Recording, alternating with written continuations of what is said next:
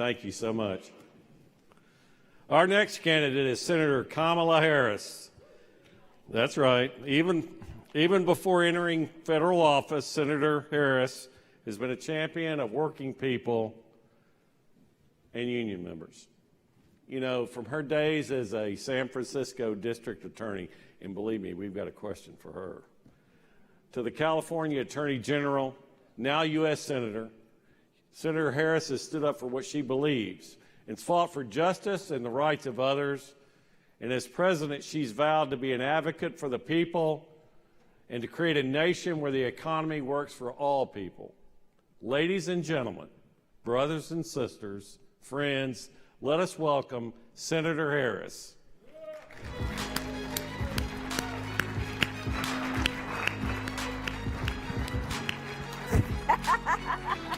How you doing? I'm doing well. Good? Go get them. I will. They're warmed up for you. Greetings, greetings, greetings. Thank you, Mark. It is great to be in the House of Labor. I'm looking forward to getting into our conversation, but let me just tell you, getting right to it, I believe that in 2020, justice is on the ballot. I believe justice is on the ballot. When the families that own Walmart make more in 60 seconds than the average American family makes in a year, justice is on the ballot. Justice is on the ballot when they pass a tax bill benefiting the top 1% and the biggest corporations of America, but yet working families in America are paying more in taxes every year than the 400 richest families in America. Justice is on the ballot when in 99% of the counties in these United States, if you're a minimum wage worker, working full-time, you cannot afford market rate for a one-bedroom apartment. Justice is on the ballot when you look at the fact that teachers in America who are educating our children in public schools are working 2 and 3 jobs and leaving their profession because they cannot afford to pay their bills. Justice is on the ballot when you have a president of the United States walking around talking about the economy is great, but when you ask him, how are you measuring the greatness of this economy, he talks about the stock market.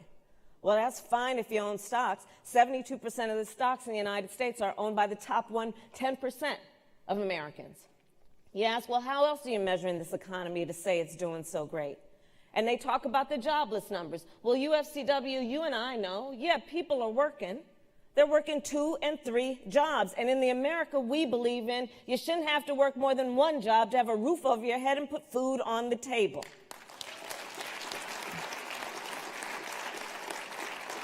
Justice is on the ballot when line speed is faster than safe speed. Justice is on the ballot when minimum wage in America means a poverty wage. Justice is on the ballot when 40% of workers in America are losing their jobs to automation. Justice is on the ballot in 2020. And you have, for the history of this union, fought for justice, and we have stood together. As Mark said, back from the days I was district attorney of San Francisco, where I stood with labor and stood on picket lines with labor, to when I was Attorney General of California, leading the 2nd largest Department of Justice in the United States, second only to the United States Department of Justice, and elected as the first woman and the first person of color. And we stood together when those big grocery stores were trying to merge. We stood together at a local, a state, and an international level when UFCW was fighting to make sure that we would retain your pensions, your benefits, when all they were concerned about was turning a profit. And justice, again, is on the ballot. And so I am proud to stand with you. I am proud to stand with you and will, as president, to ban right-to-work laws, to stand with you, to require card check, to stand with you, to raise the national minimum wage to at least $15 an hour, to stand with you, to say in the face of automation, every worker who must transition will get an $8,000 tax credit in order to be able to develop the skills to transition into the jobs that may be created, and that $8,000 tax credit will include all that will be necessary to transition, including covering child care costs and transportation.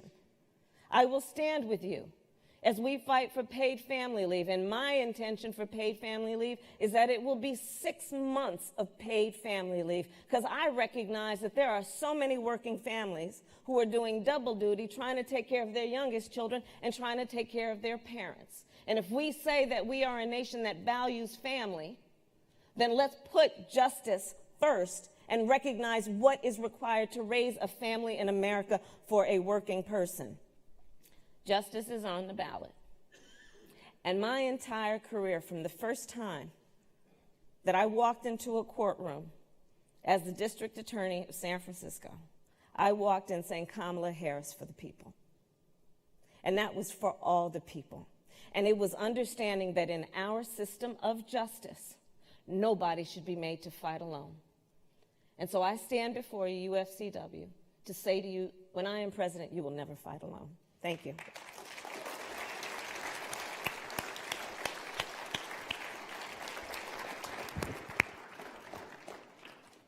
Senator Harris, we're going to do about 2 minutes per question. Okay. As far as the answer is concerned, you did stand with us during those merger discussions in California. You also stood with us in New England. Yes, that's right. And I want to recognize that. Yeah. That's right. You know, it seems to be, though, that I don't know if all of a sudden now labor's the darling of the conversation that's been going on. Right? You know, we've had Democratic candidates, we've had Republican candidates, and from time to time, everybody sort of wooed us. Yeah. And wooed these people in this room. Right. But things haven't changed too much. How do you plan on making change so that we can really tell that you would be serious? That's right. In your support of working people? Forget about the unions for a second. Just working people.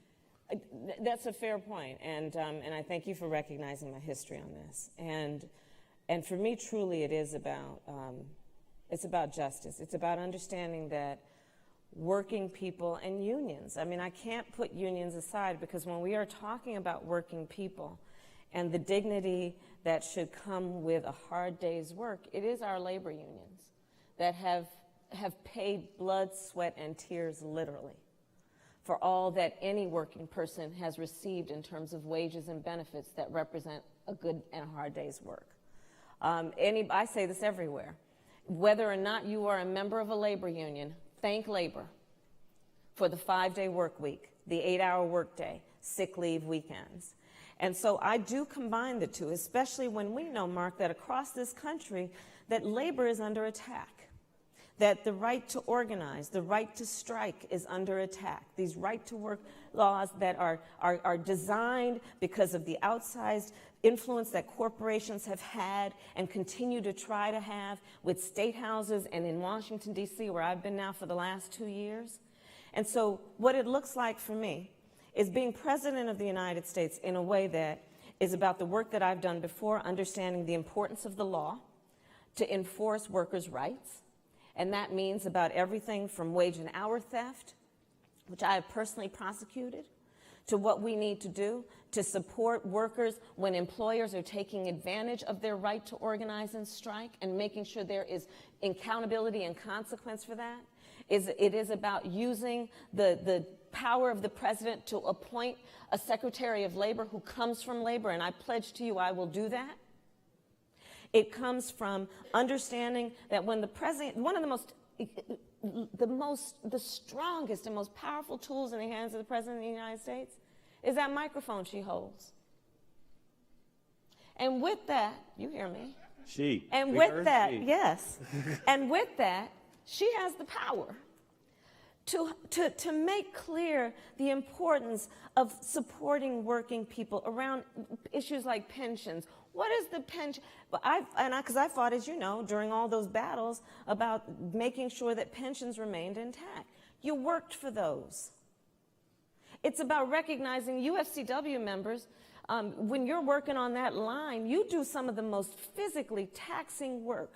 You can literally have your hand maimed. You work hard. And you should have a guarantee that you work in a safe place and that you get the pension that you have earned. Well, when the President of the United States uses that microphone to make clear that's an American value, which is a hard day's work, should come with all of the dignity of the value of that labor in terms of wages and benefits and workplace safety. It can have a profound influence on the way that we address these things. I'll tell you another thing I have done in my history, and I will do as president: bring those corporations to the table, with workers at the table, to talk about workers' rights on everything from automation, which means that I will require that when we are talking about automation, there need to be public hearings, meaning you are at the table to talk about the impact on working people of automation. How many jobs will be lost? What is the plan for transitioning people? What is the 5-year or the 10-year plan for what that means for existing workers, much less future workers? The President of the United States has a profound amount of power to not only run a Department of Justice that prosecutes and goes after corporations that violate our labor laws, but also to be a president who stands up and says proudly that it is the working people of America, starting with members of labor unions, who have built the middle class. And if we want to be strong going into the future, we must protect your right to organize and right to strike. That's why I have always stood on the picket line. I have always stood on the picket line. I'm talking 15 years. So this is way before Donald Trump was elected, and I knew I needed to run. And so I will tell you, look at my history, but also I have a plan for going forward. And it involves everything from supporting workers around all that we need to do in terms of bargaining position and power, bringing corporations in, to, like I've done, even with the workers at McDonald's, called McDonald's. I brought in the big grocery stores when we were going through all of those mergers. And I will do that continuously. I know my power.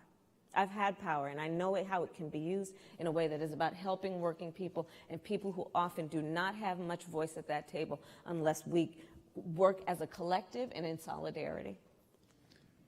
Okay. Would you please turn your attention to the screen? Andrea Page, a member from Local 400, which is our Washington, D.C. local, wanted to ask a question. Okay. My name is Ms. Andrea Page. I am a part-time worker with Giant Food Pharmacy as a pharmacist technician, and I've been with Giant now 19 years. What are we going to do about automation in terms of the times changing into the automation? How are we going to equate that with training for the people so that they're not lost in the process? Yeah, because it's taking away a lot of jobs. That's right. That's right. So again, we expect that up to 40% of the jobs that currently exist could be lost to automation. And I would like to think, but I'm smart enough and experienced enough to know better, that when corporations are looking at automation, they do not have workers as first in mind. They do not have as first in mind what this will mean in terms of your ability to get through the end of the month, much less to raise your children with all of the resources that we know they need. And so what I will require is that for any corporation or any entity that is doing business with the federal government, and that's the catch in terms of what we have in terms of the resources, in order for anything to proceed, there need to be public hearings to talk about the impact of automation on the workers. And I've done that before. I've done that before in California when, for example, at the ports, when they were talking about automating what was happening at our ports. I brought them in and required that they would talk about what they were going to do in terms of what that meant for the labor force. Because I understand what's happening here. And the reality is that we have to know, as we all do, that we cannot count on them to have workers' best interest. And so there needs to be another method of accountability, and that's going to need to be the president. The other piece of it is that part of my plan is that there is an $8,000 tax credit that will be available for any worker that needs to transition into a new sort of employment. And that transition, that $8,000, will be to develop the skills that are necessary to get whatever the job is that we have to transition into. And it will include covering whatever is necessary in terms of childcare, transportation, and associated cost. Because we're going to have to deal with the realities of this in two ways. Again, both that is about understanding that, we say that we are going to deal with People, you know, my trade policy, for example, I'm always going to conduct trade policy in a way that it is not about exporting American jobs, it's about exporting American products. But I also understand that we need to have some reinforcement and requirements, because corporations are not on the natural going to do the right thing necessarily by their workers. Duh. Yeah.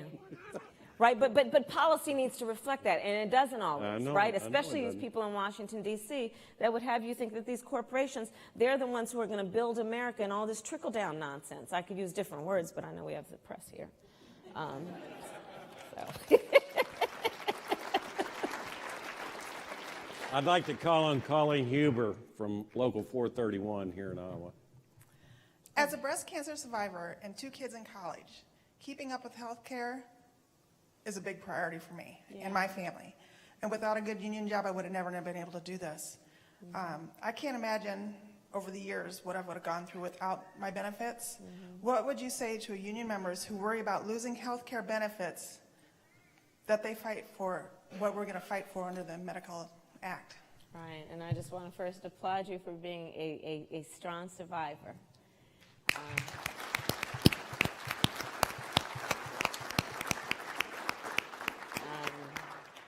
So my plan for health care is as follows.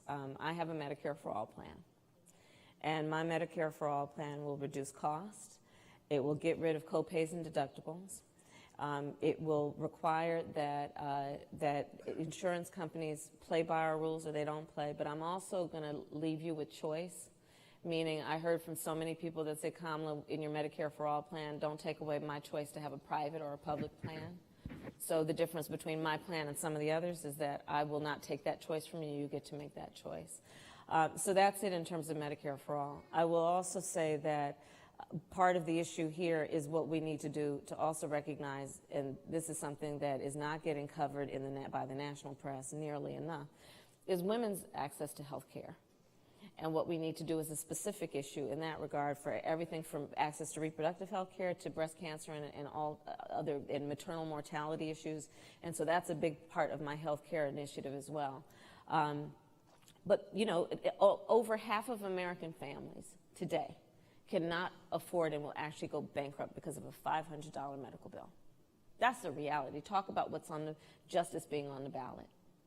In America today, 1 in 4 diabetes patients cannot afford their insulin.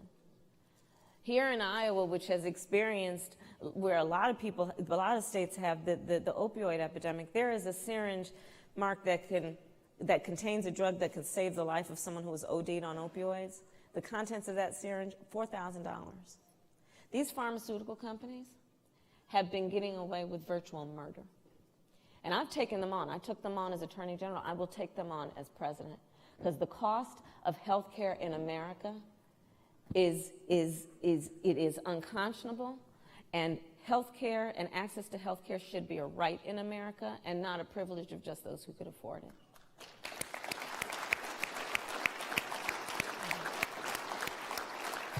Senator, if you turn your attention to the screen, Jeremy Freet from 1059, which is Columbus, Ohio. Okay. Okay? I'll be there in a couple of days. Hi, my name is Jeremy Freet. I'm a member of Local 1059 in Columbus, Ohio. We need unions to protect the good middle-class jobs my parents and grandparents counted on. And I'm tired of companies that think they can get away with union busting. Yeah.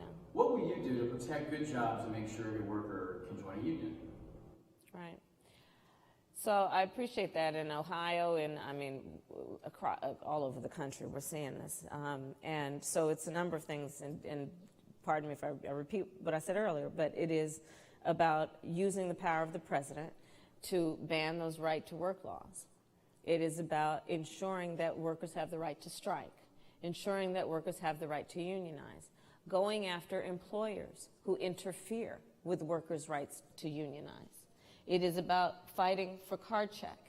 It is about making sure that we deal with issues like requiring corporations to be accountable for what might be worker displacement or lost jobs around automation.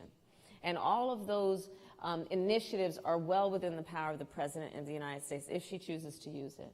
And I do fully understand why it is important to do that. It is important to do that because if we want to compete as a nation and be a strong country, then we need our unions to be strong. Because here's the bottom line for me on this, and it's just a matter of fairness. If we all agree that in any negotiation, right, where there are two sides, that whatever is being negotiated, that we all agree the outcome should be fair. Let's just start there. Do we agree when there's a negotiation, the outcome should be fair? Yes. Yes. Okay. Well, now, if we're talking about requiring one worker to negotiate against a corporation, is the outcome going to be fair? No. That's why we have unions. To say, let the collective stand for the issues that are about the fairness of wages and benefits, so that when the collective bargains against the corporation, the outcome will be fair. That's all we're asking for, fairness. And I'm going to tell you, as President of the United States, I will make that point every day of the week, that if people want to talk about fighting for justice in America, which, by the way, labor unions, UFCW, and so many have fought for throughout our history, being the first on the line to march and shout and fight for justice. If we say we are a country that values fairness and justice, then value organized labor. It is that basic. It's that basic. It's that basic. One final question, and then we need to go to your remarks. Okay. So, as a former prosecutor, Yes. would you prosecute this case for impeachment? So I intend to do it at the ballot box for sure. So here, you're so right to say this, Mark. So here's the thing. I've been calling for the impeachment of this president for a long time, and the process to proceed, and based on everything I know, yes. Is there enough evidence? Based on everything I know, yes. Yes. And here's how I think about it. Because we've got a confession, and it don't take a prosecutor to see that was a confession. I mean, we have a confession, we have a cover-up, right? So then they tried to hide the thing in the other computer, right? And then there's a concept called consciousness of guilt, which is, you know, like we know when our kids like, oh, I didn't eat that thing, right? Because you know you did the thing you weren't supposed to do, right? And so in fact, when people say, well, how long do you think this impeachment process is going to be? Well, it shouldn't take very long, because he did it out in the open, you know, and this is the thing. He told us who he is. You know, Maya Angelou had some great, great sayings, and one of them she'd say, listen to people when they tell you who they are the first time. He told us who he is. Remember when he was campaigning? He said, I could shoot somebody on Fifth Avenue, which is a very busy street in New York, and get away with it. He told us that. So in his mind, I could do anything, including in the wide open, and get away with it. Well, on this, he will not. Because you know what? Dude gotta go. Dude gotta go. He gotta go. And this is the impeachment process.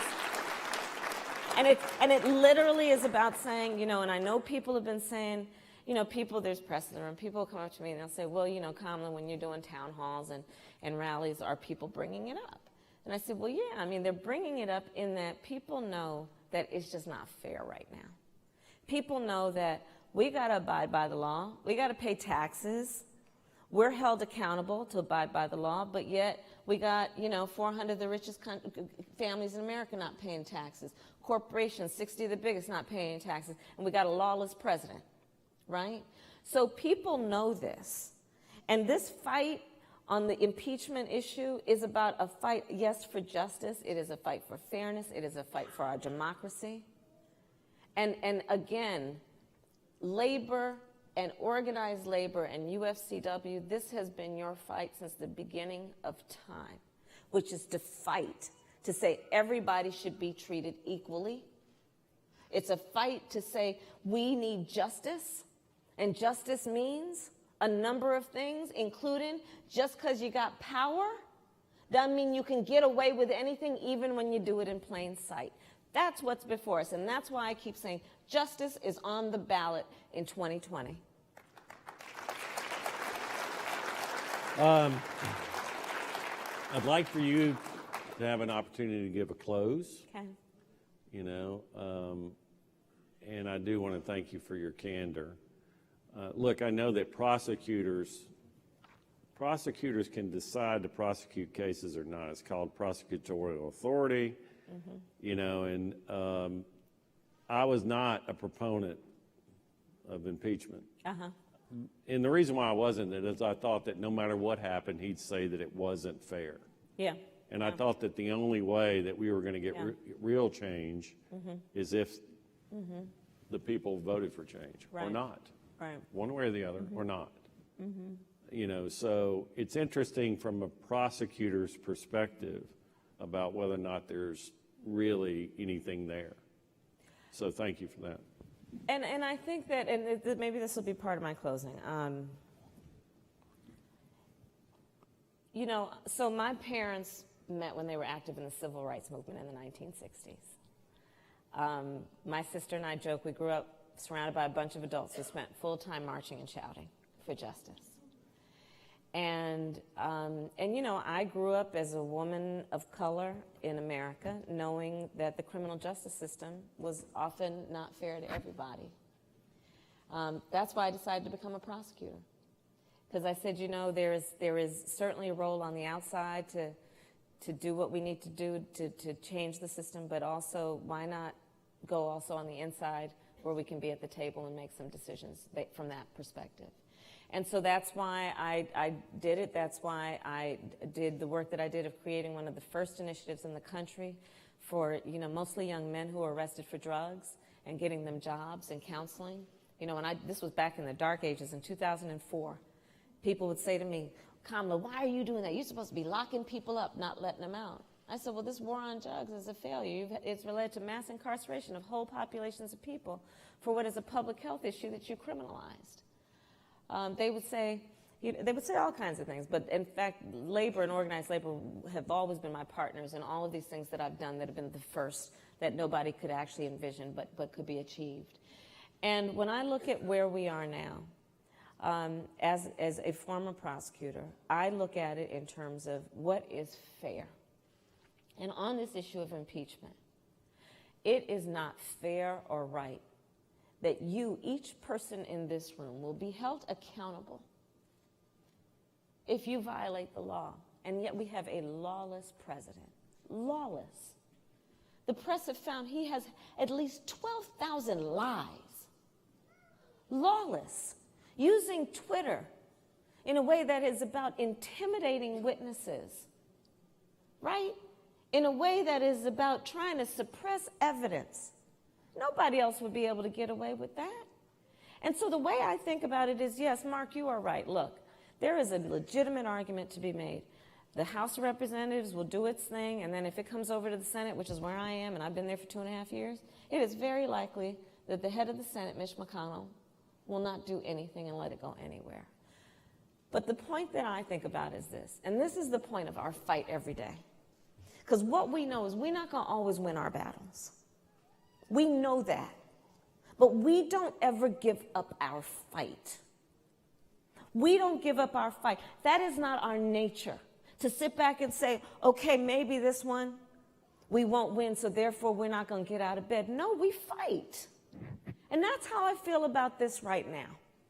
That's how I feel about this fight, which is to say that we are a nation that was formed on noble ideals. The ideals that were present when we wrote the Constitution of the United States and all of its amendments and the Bill of Rights and the Declaration of Independence, those words we spoke in 1776, that we are all equal and should be treated that way.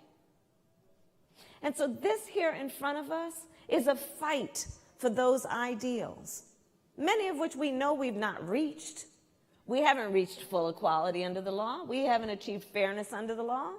But the nature of who we are is we never give up because we know what can be unburdened by what has been. We know and can imagine a system of justice and an America where every working family gets able to get through the end of the month and pay their bills and have food on the table. We know in America and believe in America where all workers have rights. And we fight for that even when we don't see it every day, but that's how we've achieved what we have achieved, because we know what's possible and we fight to get there. And so that's what I see being on the table in 2020. And I know what is possible. I have seen what is possible. And I have seen the kind of fight that UFCW engages in every day that makes a difference in the lives of people who are not in this room but are forever benefited because of your work. Thank you. Thank you. Look at that. Oh, thank you all. Thank you. Thank you. Thank you, brothers and sisters. I appreciate Adam, it. Thank you. hang on one second. Okay. Adam only wants me to ask you one more question. Okay. You know. What are you up to? Well, I think that, you've gone through quite a few things that were fairly negative, right? Mm-hmm. If there is one thing that you think President Trump has done right,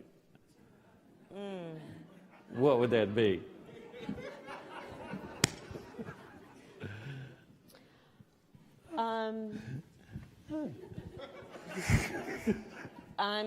I rarely am. I'm at a loss for it. Because here's the thing.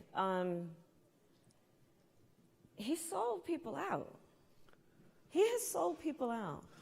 He sold out working people. I mean, I can't find that thing. And because he came in office saying, he said, I got you working people. I got you. Everyone from farmers to auto workers to UFCW workers. I got you. I see you. I got your back. And then he passed a tax bill benefiting the top 1% and the biggest corporations. Passed trade policy that is causing those auto workers, our brothers and sisters in the UAW, to be on strike making $250 a week right now while they're on strike. Lordstown plant closed down. You know what's happening without all these mergers of everything from grocery stores to hospitals. Sold working people out. Sold out our values. With policies that have been about putting babies in cages and separating children from their parents at the border in the name of border security, when in fact it's a human rights abuse being committed by the United States government. And it's sold out. And then sold out our national security. Because here's the thing. The commander-in-chief of the United States of America should always have, yes, at her first priority, keeping our nation and homeland secure. But what did he do? On the issue of the fact of Russia's interference in the election of the President of the United States, prefers to take the word of the Russian president over the word of the American intelligence community. On the subject of an American student who was tortured and later died, prefers to take the word of a North Korean dictator over the word of the American intelligence community. On the subject of a journalist who was assassinated, a journalist who had American credentials, prefers to take the word of a Saudi prince over the word of the American intelligence community. We need a new commander-in-chief and we need a new president, because dude gotta go. And I hope to earn your support. I appreciate you. Senator, thank you so much. I appreciate you. All right, you take care. Take care, everybody. Thank you.